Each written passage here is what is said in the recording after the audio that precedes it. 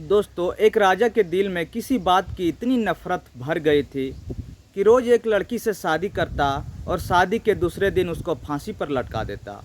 उस राजा का जो प्रजा था इस हरकत से बहुत तंग आ गया था। दोस्तों, एक बार फिर राजा ने एक लड़की को दुल्हन बनाया, उसको एक रात रखा और सुबह उसका कत्ल करवा दिया। गांव वाले इस लड़की की लाश को लेकर दरबार में पहुंच जाता है और कहने लगे कि हमें इंसाफ चाहिए। हमारी बेटियों को क्या कसूर है कि राजा उन्हें इस बेदर्दी से मार दिया जा रहा है। जब वजीर भी इनकी बात सुनकर बहुत दुखी हो जाता है, लेकिन वजीर बेचारा क्या कर सकता था। वह हर बात राजा को समझाता था, लेकिन राजा वजीर की बात नहीं समझता था और नहीं उनकी बात पर अमल करता। गांव वाले अपने सर जमीन पर मार मार के रोने लगते हैं, अपनी फरियाद वजीर को सुनाने लगे। उस वजीर के एक खूबसूरत बेटी थी जो गांव वालों को मालूम था। अपने पिता के पास खड़ी खड़ी सुन रही थी। वजीर की बेटी बहुत ही खूबसूरत और अक्लमंद थी। दोस्तों, वह अपने पिता से कहने लगी कि मैं राजा से शादी करना चाहती हूँ। वजीर बोला, यह जानते हुए भी कि तुम जालिम, तुम्हें शादी के दूसरे दिन मार दिया जाएगा, तब भी उससे शादी करना चाहती हो? बेटी बोली, पिताजी लोग क्या कहेंगे। वजीर अपनी बेटी को छुपा के रखता है और लोगों की बेटियों पर जुल्म होने देता है, इसलिए आप लोगों से यह कह सकेंगे कि जहां दूसरों की बेटियों को ना बचा सका वहां वह अपनी बेटी को कैसे बचा सकेंगे। इसलिए पिताजी आप मेरी शादी करवा दीजिए, और वैसे भी जिंदगी और मौत तो ईश्वर के हाथों में है। वजीर अपनी बेटी से बहुत मोहब्बत करता था, लेकिन बेटी बहुत मजबूर कर देती है और वजीर मान जाता है। दोस्तों, ये कहानी बहुत ही इंटरेस्टिंग और संवेदनशील होने वाली है। कृपया करके आप लोग लास्ट तक जरूर सुनिएगा, और आप लोग मेरे चैनल पर अगर नए हैं तो चैनल को एक सब्सक्राइब कर दीजिएगा। चलिए कहानी को शुरू करते हैं। दोस्तों, बहुत पहले की बात है। उस राजा की एक रानी थी। वह अपनी पत्नी से बहुत मोहब्बत करता था। एक दिन राजा बिस्तर पर अपनी पत्नी को सिपाही के साथ मस्ती करते हुए देख लेता है। पत्नी को सिपाही के साथ देखता है तो उसके हाल में बहुत गुस्सा होता है और अपनी पत्नी सिपाही का एक तस्वीर बना लेता है और अपने कमरे में लगवा देता है, ताकि उसके सामने उसकी पत्नी की बेवफाई का हर वक्त उसको याद दिलाता रहे कि औरत कितनी बेवफा होती है। राजा के दिल में औरतों के लिए इस कदर नफरत बढ़ गई कि उसको तमाम औरतें एक ही जैसी लगने लगी। इसलिए राजा जिस लड़की से शादी करता, दूसरे दिन उसको फांसी पर लटका देता था। यह सोचना तो उसकी जिंदगी में कोई औरत होगी और ना ही उसके साथ कोई बेवफाई होगी। राजा को उसके वजीर ने बहुत समझाया, लेकिन राजा नहीं समझा। अब हम चलते हैं वजीर की तरफ दोस्तों, जो अपनी बेटी की शादी के साथ राजा के साथ के लिए हाँ कर दिया। वजीर बहुत मजबूर था। राजा के पास कहता है कि महाराज, मेरी बेटी आपसे शादी करना चाहती है। राजा हैरान होकर कहता है कि तुम्हारी बेटी को पता नहीं कि शादी के अगले दिन उसकी मौत हो जाएगी? वजीर अपनी आंखों में आंसू लेकर बोला कि बेटी जिद कर रही है। राजा बोला कि अगर तुम्हारी बेटी जिद कर रही है तो तुम उसकी जिद पूरी करना चाहते हो तो शादी की तैयारियां शुरू कर दो। अगले ही दिन वजीर की बेटी और राजा की शादी हो जाती है। वजीर की बेटी अब राजा की रानी बन जाती है।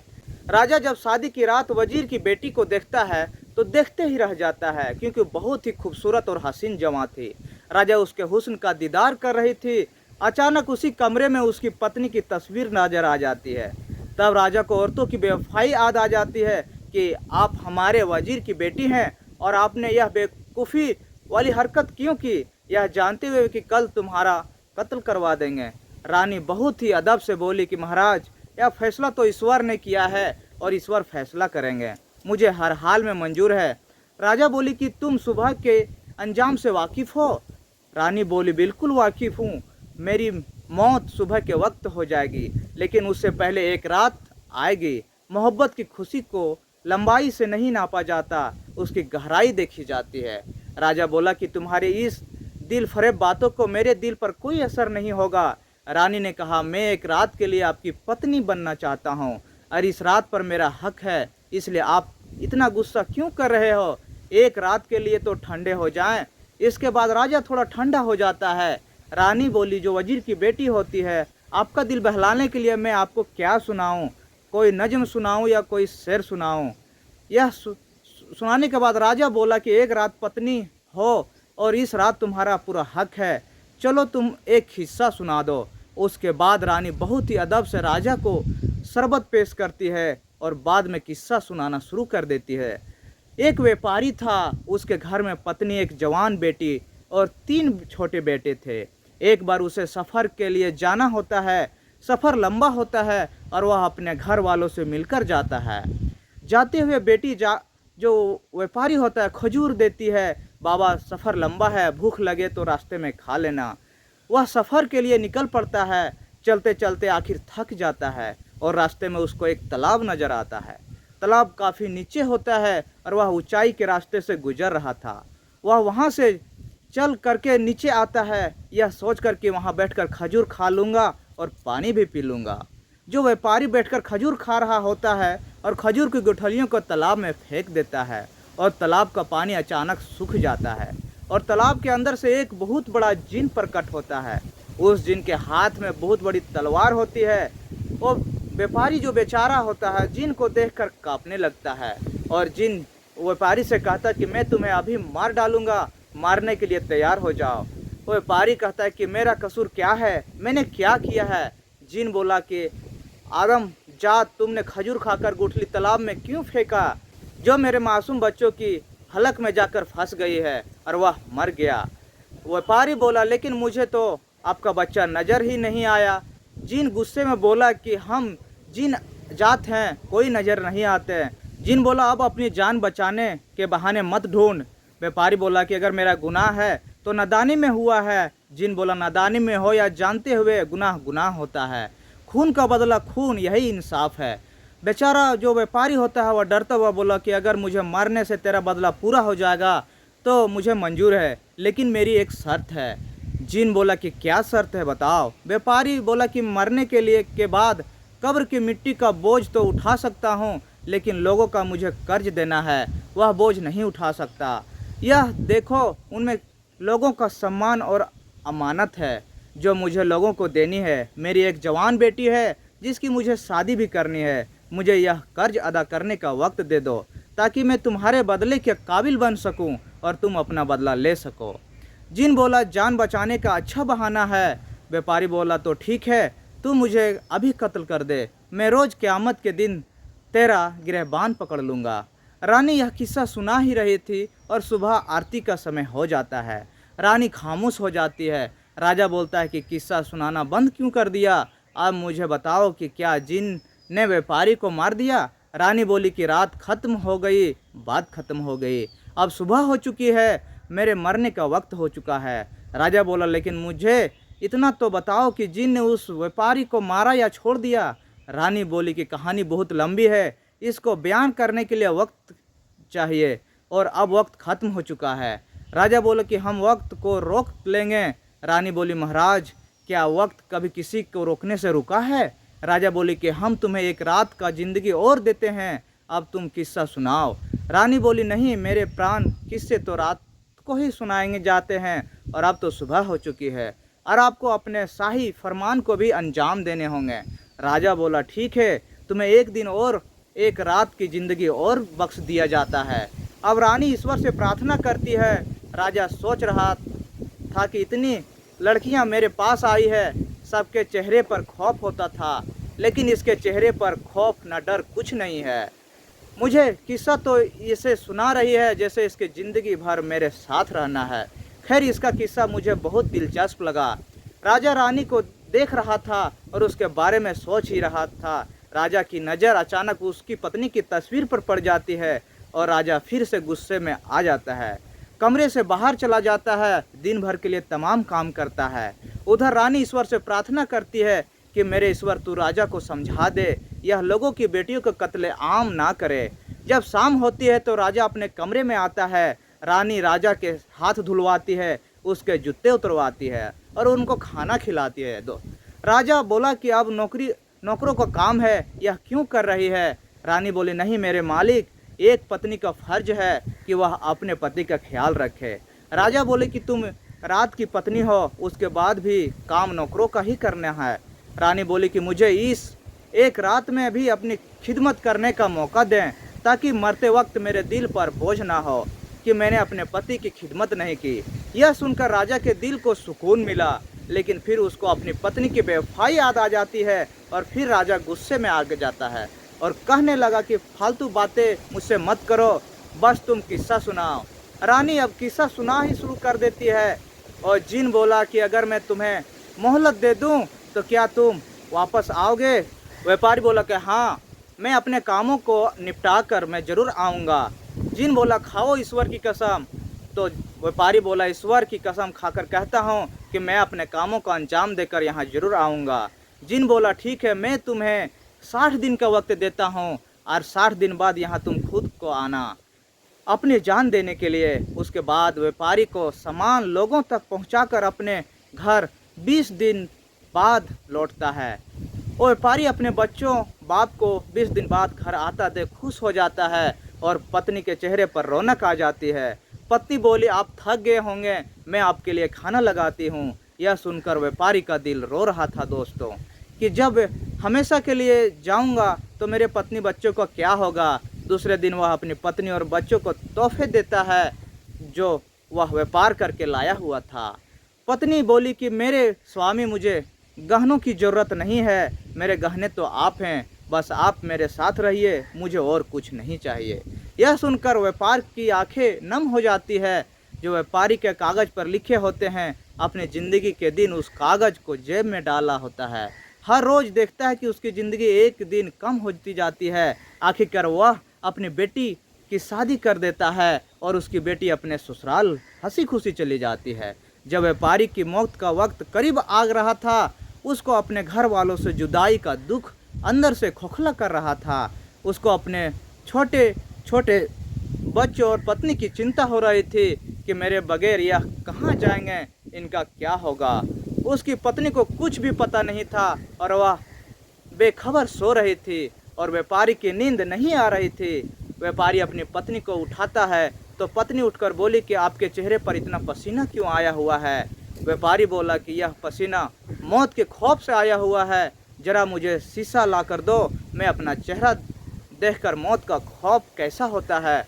पत्नी बोली कि आप ऐसी मनहूस बातें क्यों कर रहे हो, ईश्वर का शुक्र अदा करें, ईश्वर ने हमें इज्जत दी है और मेहनत की दौलत दी है। इसके बाद व्यापारी रोता हुआ अपनी पत्नी की पूरी बात बताता है, उसके साथ क्या हुआ था, उस तालाब के किनारे क्या हुआ था। यह सुनकर पत्नी का कलेजा मुंह पर आ जाता है दोस्तों, वह तड़प कर जाती है। पत्नी जब पूरा किस्सा सुनती है तो कहती कि मुझे भी साथ ले चलें, आपकी जगह मैं भी कत्ल हो जाऊंगी। इस तरह उस जिन को भी ठंडक मिल जाएगी। व्यापारी बोला नहीं, जब बच्चों की माँ मर जाती है तो बच्चे अनाथ हो जाते हैं, मेरे जाने के बाद तुम बच्चों को ख्याल रखना। व्यापारी रोता हुआ बोला कि अगर मेरा जमा किया हुआ धन खत्म हो जाए, कोई आसमानी आफत आ जाए और तुम्हारे पास कोई चारा ना हो तो तुम्हें इजाज़त देता हूँ कि तुम दूसरी शादी कर लेना। पत्नी बोली कि यह सुनने के लिए मैं जिंदा रहूँगा, मुझे काश अपने कदमों में मौत आ जाए। पत्नी रोकर बोली वफादार पति का एक ही पति होता है, ईश्वर ने औरत को माँ के रुतबे से नवाजा है। अगर यह अपने पति और बच्चों की मोहब्बत में टूटकर शीशे की तरह बिखर जाती है, आखिर व्यापारी मेरी वफादारी पत्नी या सर्व के सिवा कोई चारा नहीं है। व्यापारी की पत्नी रोते हुए अपने जाने के बाद बुरे हालात आ गए तो मैं मेहनत कर लूँगी, लोगों के घर में काम कर लूँगी, बर्तन धो लूँगी, कपड़े धो लूँगी, मैं किसी मजदूरी कर लूँगी। मेरी खुशियाँ आप हैं, मेरी रौनक आप हैं, मेरी सांसें आपसे जुड़ी हुई है। यह कहकर वह अपने पति के सीने लग कर रोने लगती है। जब वह दोनों आखिरी बार एक दूसरे को देखकर खूब रोते हैं। रानी यह किस्सा सुना ही रही थी तो राजा बोला कि वाह क्या औरत है, ऐसी औरत भी दुनिया में होती है जो इतनी वफादार होती है। रानी बोली इस दुनिया में कुछ औरत और मर्द ऐसे होते हैं जो पति पत्नी के पाक रिश्तों को गुनाहों से खराब कर देते हैं। कुछ बदचलन औरत होती है जिनकी वजह से ऐसे ही नेक औरतों पर उंगली उठाई जाती है और उनको बदनाम किया जाता है। यह सुनकर राजा सोच में पड़ जाता है। रानी अब आगे किस्सा सुनाना शुरू करती है कि सुबह ही व्यापारी अपने सफ़र को रवाना होता है। व्यापारी की पत्नी और बच्चे रो रहे होते हैं, तड़प रहे होते हैं और आखिरकार घड़ियों में एक दूसरे को विदा करते हुए देते हैं। आखिरी बार देखने के बाद व्यापारी सफ़र के लिए रवाना हो जाता है और सफ़र तय करने के बाद उस मंजिल पर पहुंच जाता है जहां उसे अपनी जान देनी होती है। व्यापारी जिन को आवाज़ देता है कि ये जिन, मैं हाजिर हो गया हूँ, मेरे 60 दिन पूरे हो गए हैं, आओ और मेरी जान ले लो और अपना बदला पूरा कर लो। जिन बाहर आकर बोला, ये बहादुर नौजवान, तुम पर ताजुब है कि तुम इस तरह मेरे पास मौत के मुंह में आ गए, लेकिन ये आदम जात मैं तुम्हें मारूंगा नहीं, मैं तुम्हें माफ़ कर चुका हूँ। मुझे उस दिन तुम पर यकीन नहीं था, इसलिए उस दिन मैं तुम्हारा पीछा कर रहा था और तुम्हारे बारे में जानना चाहता था कि तुमने जो कुछ भी मुझसे कहा था वह सच है कि नहीं। लेकिन मैं जान गया कि तुम बहुत नेक और सच्चे हो और तुम्हारे जैसा इस दुनिया में बहुत कम मिलेंगे। मैं तुम्हें मारकर एक और नेक कम नहीं करना चाहता हूँ। ये बहादुर नौजवान, मैंने तुम्हें माफ़ कर दिया है, अब जाओ तुम अपनी पत्नी और बच्चे के पास आराम से रहो, तेरी पत्नी रो रही है। व्यापारी यह सुनकर बहुत खुश हुआ, वह जिन का शुक्रिया अदा करता है। रानी ने किस्सा ख़त्म करते हुए कहा, अब हम आपको औरत की बेवफाई और वफादारी का एक छोटा सा किस्सा और सुनाएं। तो राजा बोला, ज़रूर। राजा किस्सा बहुत ही दिलचस्पी से सुन रहा था।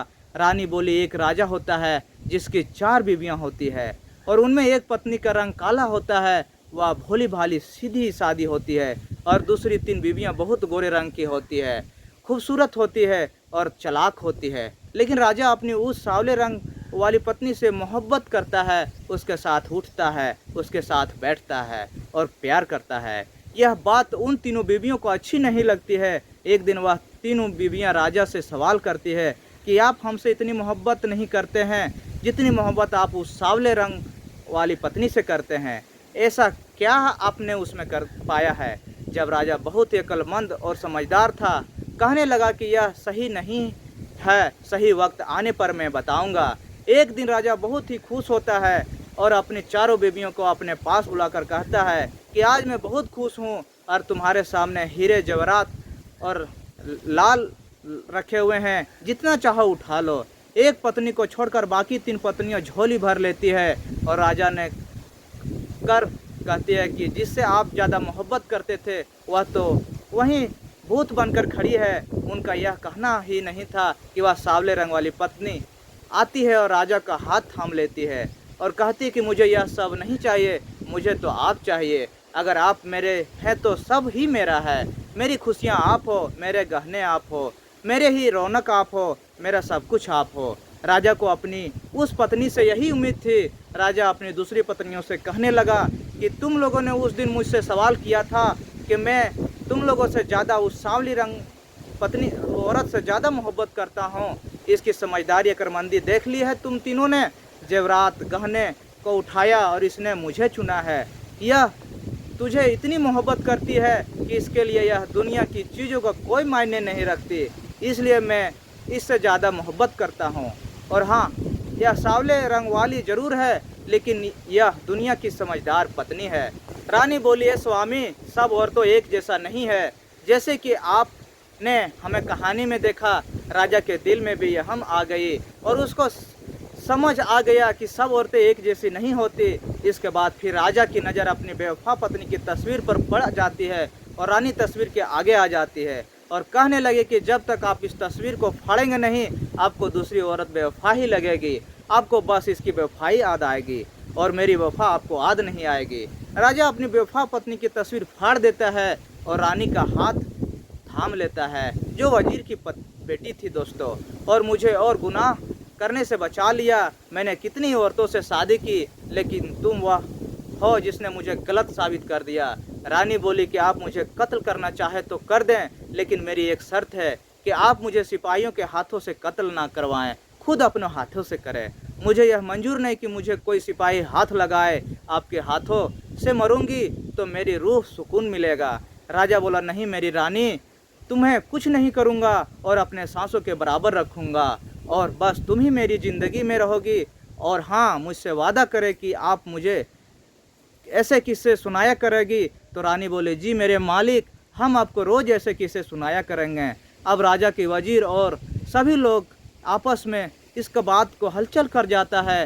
राजा से बहुत खुश थे, और क्योंकि राजा अब किसी को कत्ल नहीं करता था, और वजीर तो बहुत ज़्यादा खुश था क्योंकि उसकी बेटी की ज़िंदगी बच गई और वह राजा की रानी भी बन गई। दोस्तों, एक कहानी सुनाने का मकसद किसी का दिल या भावना को ठेस पहुंचाना नहीं है दोस्तों, समाज और देश में इस तरह से घटना को सिर्फ सीख दिलाना है दोस्तों। आप लोग को एक कहानी अगर अच्छी लगी होगी तो कमेंट करके ज़रूर बताइएगा दोस्तों। और आप लोग से एक रिक्वेस्ट है कि अगर मेरे चैनल पर आप लोग नए हैं तो चैनल को एक सब्सक्राइब कर दीजिए मित्रों। फिर मिलते हैं अगले वीडियो में, तब तक के लिए नमस्कार।